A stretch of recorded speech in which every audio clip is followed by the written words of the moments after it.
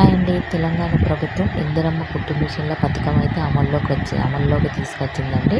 100% సబ్సిడీతో బీసీ మహిళలకైతే ఈ కుట్టు మిషన్లు అయితే పంపిణీ చేస్తుంది.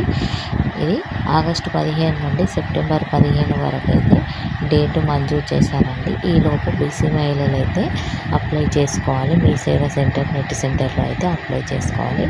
దానికి కావాల్సినవి అయితే 1 రేషన్ కార్డు, 2వది పాస్పోర్టు, 3వది ఆధార్ కార్డు, 4వది బ్యాంక్ అకౌంటు, 5వది కులం సర్టిఫికేట్, 6వదేమో ఆదాయ సర్టిఫికేట్, 7వదేమో ఒకవేళ మీరు ఎక్కడైనా ఏ సంస్థ కిందనైనా మిషన్ అనేది నేర్చుకుని ఉంటే వాళ్ళు సర్టిఫికేట్ అనేది ఇస్తారు కదా, వీళ్ళు మిషన్ నేర్చుకున్నారని.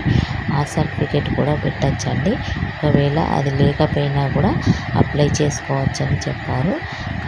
కంపల్సరీగా ఈ అవకాశాన్ని అయితే బీసీ మహిళలు వదులుకోకండి ఫ్రెండ్స్.